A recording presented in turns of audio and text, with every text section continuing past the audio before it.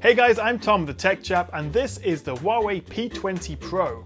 I've been using it for nearly a month now, and I've officially jumped ship from my S9 Plus that I was using to make this my new everyday phone, or daily driver if you will. I'm incredibly lucky that as a tech YouTuber, I get to play with and test and review all of the latest and greatest smartphones. I've got a whole drawer of phones, which seems a bit excessive, but it comes in handy for camera comparisons and battery tests, and also just so I've had the experience of using all of the phones out there, or at least all the flagship phones.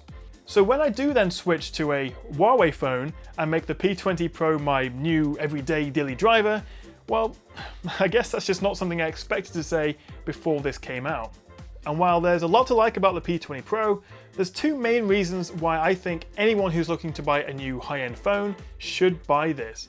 But before we get to that, let's address the elephant in the room, the fact that it does look a lot like the iPhone X. But then again, so does the new Asus Zenfone 5, or the upcoming OnePlus 6, and basically any phone with the now infamous notch. So yes, Huawei must be taking some inspiration from Apple, from their P20 phones to their MateBook X Pro laptop. But I'm okay with that. It looks great, it feels really nice to hold, I think it's one of the best looking phones out there right now. And if you're not a fan of the notch, you can effectively get rid of it by adding a black bar, which gives the phone a more symmetrical look. What does separate it from the iPhone X and some of its Android rivals is the fact that they've kept the home button on the bottom bezel. Now, ordinarily that wouldn't be great because now you've got a bit of an asymmetrical bezel, it's chunkier at the bottom than it is the top, but by keeping the home button, which also doubles as a very fast fingerprint reader, we can actually get rid of the Android software keys, which would normally be here, taking up a fair bit of room on the screen. And that's because you can actually now do everything through the home button. You can swipe left or right to bring up recently used apps, tap it once to go back, or tap it longer to go home. And that fingerprint reader is one of the fastest I've ever used, but you can also use the face unlock, which is surprisingly good too. I actually use a combination of both. The P20 Pro comes with a 6-inch OLED screen with a taller aspect ratio, 18.7:9 to be exact, and has a Full HD rather than a Quad HD resolution. So it's not the sharpest screen out there, but I think you'd be hard pressed to tell the difference on what is otherwise a lovely screen. It's bright, colourful, and has perfect contrast, although it's a bit of a shame it doesn't support HDR like some of its rivals. Now let's talk about this camera. When I'm in good light, I switch the camera to shoot in the full 40 megapixel mode. Photos look great, and even zooming in, they're still super sharp and detailed. And they don't have some of the over-sharpening you can find when shooting in 10 megapixel mode. But when I'm in low light, I'll drop the camera back down to 10 megapixels, where the phone then uses a technique called pixel binning to combine 4 pixels into one for less noise. Then I'll switch from auto to night mode. And just look at the difference. The 4-second exposure you get in night mode makes an almost literal night and day difference. It's insane, and the P20 Pro's AI stabilization means it's not a shaky mess either, something most other phones would be unless you had a tripod. Night mode also works quite well in the day, giving you better dynamic range and a slightly sharper look, almost as if someone's upped the clarity slider in Photoshop. You've also got a monochrome lens. I was in Salzburg recently and took this shot in auto mode, but then I took it again using the monochrome camera sensor, which not only gave it a more interesting tone, but it's a lot more detailed compared to the main RGB lens. And unlike a color filter, it doesn't lose any quality. And finally, you've got the third telephoto lens, which gives you a 3x optical zoom or a 5x hybrid zoom, which combines the optical with a bit of digital zoom. So there's a lot going on with the P20's camera, but that doesn't mean you can't just open the camera and tap the shutter button and you won't get a great picture.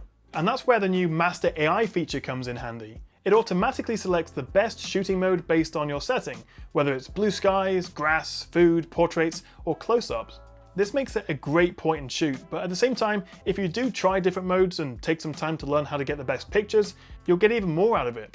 So it's great for photos, but not so much for video, and that's the main reason I have a bit of an issue with the combined photo and video score of 109 from DxOMark.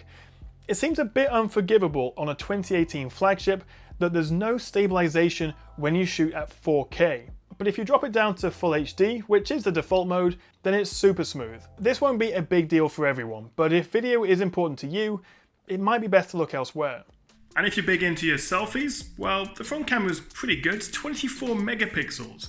But what I have found that is if you take photos from the front camera, Make sure you then swipe to photo mode rather than portrait mode, which it defaults to when you switch the camera around to use the selfie camera, because the portrait mode, it just smooths out your skin way too much. If you want to turn off beauty mode, which you just can't really, switch to photo mode. And that's another one of those things where you just don't really discover that until you use it for a whole bunch of time.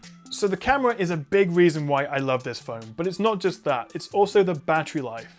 The P20 Pro packs in a massive 4,000 mAh cell, which is the same size as last year's Mate 10 Pro. And if you saw my recent battery rundown test, you'll see the P20 Pro outlasting every other flagship phone I had available to test against it. I'll get into bed at like 11 PM sometimes after a full day of using it, and it'll still have 43 or 45% of the battery remaining, so it's a proper 2-day battery phone. And the super fast charger you get bundled with it gives you 80% charge in just 45 minutes. It doesn't support wireless charging, but that's not a big deal for me. Speaker quality isn't great. While you do get a stereo sound from the bottom speaker and the earpiece in the notch, it's quite tinny and doesn't sound nearly as good as the Galaxy S9 Plus or the Pixel 2 XL. I really like the design of the P20 Pro, but it's a shame there's no headphone jack, and also one of the speaker grills on the bottom doesn't actually produce any sound, so it's kind of like a fake exhaust on a car. The phone's also very, very slippery, so I definitely recommend putting a case on this thing. I'm also not a fan of the billion or so pre-installed Huawei apps that you get on the phone.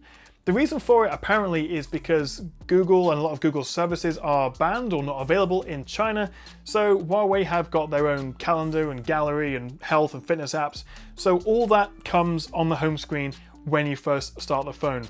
Which isn't great, but to be fair, it takes a minute or so just to hide them all away in a folder. But the big reason I think a lot of people have been put off from buying Huawei phones in the past is the software and maybe also the performance.